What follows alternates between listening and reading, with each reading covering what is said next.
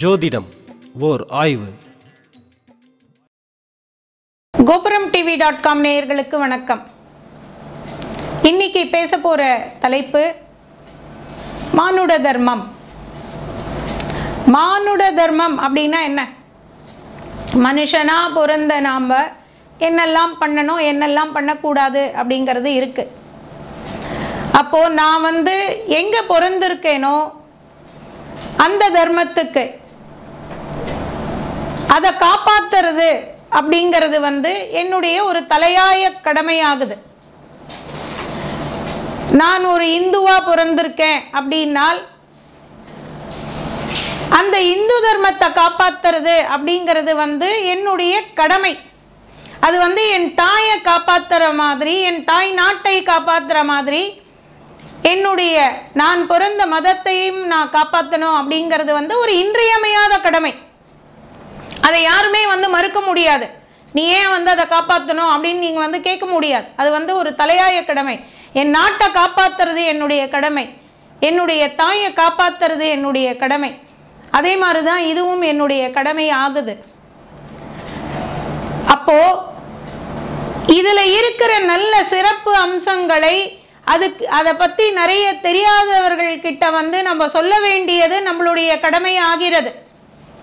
உனக்கு அதை பத்தி நிறைய தெரியலையா? தாய்நாட்டை பத்தி நாம ஏன் புத்தகத்துல படிக்கிறோம், ஸ்கூல்ல ஏன் அதை பாடத்திட்டமா வச்சிருக்காங்க அப்படின்னா நம்ம அதை தெரிஞ்சுக்கணுங்கிறது கடமை. தாய்நாட்டை பத்தி தெரிஞ்சுக்கணும். அப்பதான் தேசபக்தி வரும். அப்பதான் நம்மளுடைய தேசத்தை நம்ம காப்பாத்தணும்னா நம்ம ராணுவத்துல இருந்து காப்பாத்துறது இல்லை. இல்லாமல் எத்தனையோ இழிவுகரமான செயல்களை நம்ம செஞ்சு இந்தியன் இந்த மாதிரி பண்ணிட்டான்னு சொன்னாலே இழிவுதானே. அப்போ தாய்நாட்டினுடைய பெருமையை காப்பாத்துற மாதிரியான விஷயங்களை நம்ம எப்படி செய்யறோமோ, அதை எப்படி காப்பாத்துறோமோ, அதே மாதிரி இந்த இந்து தர்மத்தை காப்பாத்துறதும் நம்மளுடைய கடமை. அதை பத்தி யாருக்கெல்லாம் நிறைய தெரியலையோ, பாமர மக்களா இருக்காங்களோ, அதை பத்தின விஷயங்கள் தெரியலையோ அவங்களுக்கு சொல்லிக் கொடுக்க வேண்டியது நம்மளுடைய கடமை ஆகிறது. அது இல்லாதனாலதான் பல பேர் மதம் மாறக்கூடிய ஒரு சூழ்நிலை உருவாகிறது. யாரெல்லாம் மாறுறா அப்படின்னு யோசிச்சு பாருங்க. இதுல இருக்கிற சிறப்பம்சங்கள் தெரியாதவர்கள், தன்னம்பிக்கை இல்லாதவர்கள், ஒரு ஸ்திர புத்தி இல்லாதவர்கள், இப்படிப்பட்டவர்கள் தான் மாறி போகிறார்கள். ஒரு தன்னம்பிக்கையான ஒரு ஆள், ஒரு ஸ்திர புத்தி இருக்கிறவன், வாழ்க்கையில ஒரு சரியான பாதையில போய்கிட்டு இருக்கவன், என்னுடைய டார்கெட் அதுதான், என்னுடைய இலக்கு இது அப்படின்னு போய்கிட்டு இருக்கவன் யாரையாவது நம்ம மாத்த முடியுமா அப்படின்னு கேட்டா இல்ல, மாத்த முடியாது.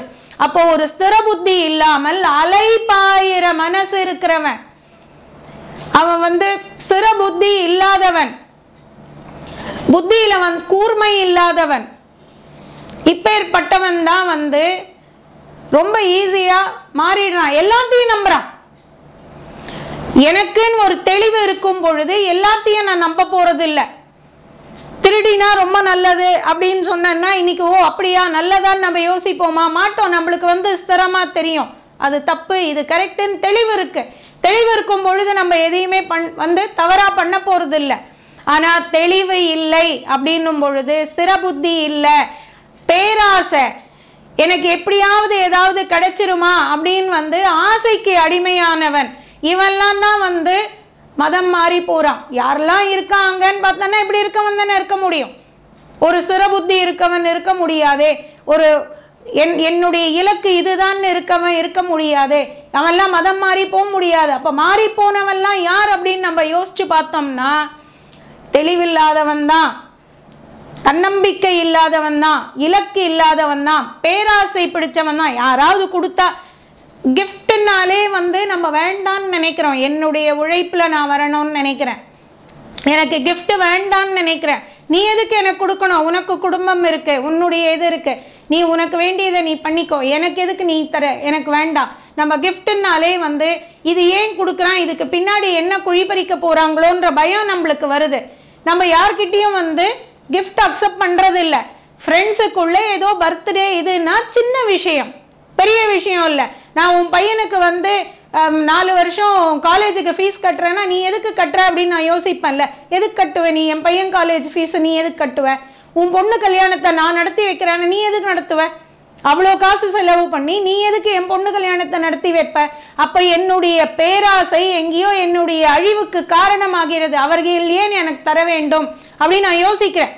அது யோசிக்க இல்லாம யார் எது கொடுத்தாலும் ஓகே அப்படிங்கிறவன் மனுஷன் இல்லை. யார் எது கொடுத்தாலும் நான் அக்செப்ட் பண்ணிக்கிறவங்கிறவன் மனுஷன் இல்லை. அவனை தான் மாற்ற முடியும். அந்த நிலைமைக்கு நாம் போகக்கூடாது. நம்மளுடைய அந்த ஸ்திரமான புத்தி வேணும், நம்மளுக்கு ஒரு திடமான அறிவு வேணும், தன்னம்பிக்கை வேணும், நம்மளுடைய தர்மத்தை காப்பாற்றுறதுக்கான உள் உணர்வு வேணும். உன் தாயை காப்பாற்றுறதுக்கு நீ எந்த அளவுக்கு முயற்சி எடுப்பியோ, எந்த அளவுக்கு அன்பு பாசம் வைப்பியோ அது இங்கேயும் இருக்கணும். ஐஸ்வர்யா ராய் ஆஹா அருமையான அழகியாச்சே, அவ எனக்கு தாயா இருந்தா நல்லா இருக்கும்னு நம்ம அம்மாவை விட்டுட்டு ஐஸ்வர்யா ராய் என்னுடைய தாயின்னு நம்ம சொல்லுவோமா? என்னவா இருந்தாலும், கருப்பா இருக்கட்டும், குட்டையா இருக்கட்டும், கட்டையா இருக்கட்டும், எப்படி வேணாலும் இருக்கட்டும், என் தாய் எனக்கு தாய் அப்படிங்கிறது தானே நம்மளுடைய உணர்வு. நம்ம இதுக்காக செலக்ட் பண்ண முடியுமா? இந்த இதுல இவங்க மினிஸ்டரா இருக்காங்க அதனால அவ எனக்கு தாய், இவ ரொம்ப பணக்காரியா இருக்கா அதனால இவளை நான் தாயா வச்சுக்கிறேன். இந்த மாதிரி நம்ம செலக்ட் பண்ண முடியுமா? இதுல இந்த மாதிரி தனித்துவம் இருக்கு இவங்களுக்கு, இவங்க தாய் எப்படி வேணாலும் போட்டோம், இவ தான் என் தாயின்னு தானே நம்ம சொல்றோம். எத்தனையோ அருமையா யார் வேணாலும் சமைக்கலாம். ஆனா நம்ம என்ன சொல்றோம்? எங்க அம்மா சமைக்கிற மாதிரி வராது அப்படின்னு சொல்றோம். ஏன்? அந்த தாயிடம் இருக்கிற பாசம், அந்த தாயிடம் வச்சிருக்கிற மதிப்பு மரியாதை நம்மளுக்கு என்ன சொல்ல வைக்குது? அந்த நாக்கு அந்த டேஸ்ட்டுக்கு பழகி இருக்கு. அப்ப நம்ம என்ன சொல்றோம்? எங்க அம்மா மாதிரி சமைக்க வராது, அதுதானே பெருமை. வீட்டில் என்னத்தை நீ சமைக்கிற, அந்த பக்கத்து வீட்டு ஆண்டி எவ்வளோ நல்லா சமைக்கிறாங்க தெரியுமான்னு சொல்றவன் பிள்ளை இல்லை, அவன் பிள்ளை இல்லை. கஷ்டப்பட்டு தாய் எனக்காக சமைக்கிறா அதை புகழறவன் தான் மகன். அப்ப எது அப்படி ஒரு கடமை நம்மளுக்கு இருக்கு இல்லையா? அந்த தாயை சந்தோஷப்படுத்துறோம் இல்லையா? எங்க அம்மா தான் நல்லா சமைக்கிறவ, எங்க அம்மா தான் இருக்கிறதுலயே நல்லவன் நம்ம சொல்றோம். அப்போ அது எவ்வளோ ஒரு முக்கியமான விஷயமோ, எவ்வளோ அது தர்ம நியாயமோ, அதே தர்ம நியாயம் தான் நம்மளுடைய மதத்துக்கும் நம்மளுக்கு இருக்கு. அதை காப்பாற்ற வேண்டியது எதுவா இருந்தாலும், நான் இந்துத்துவத்தை நான் காப்பாற்றுவேன் அப்படிங்கிறது ஒவ்வொருத்தருக்குள்ள இருக்க வேண்டிய ஒரு உணர்வு. அது இன்னி வரையில் இல்லைன்னாலும் தயவு செஞ்சு வளர்த்துக்கங்க.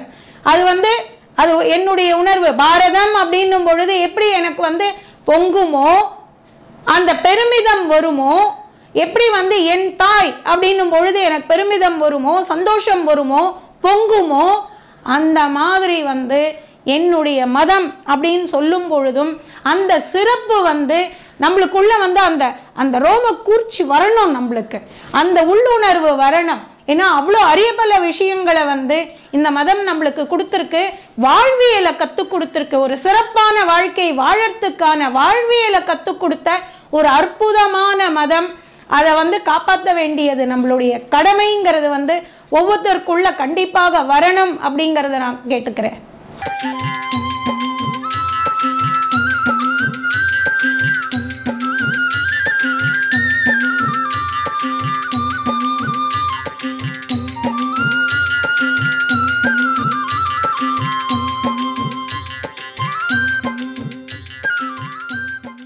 யூடியூப் உலகத்தில் பக்திக்கென்று இருக்கின்ற ஒரே ஒரு சேனல் கோபுரம் டிவி சேனல்.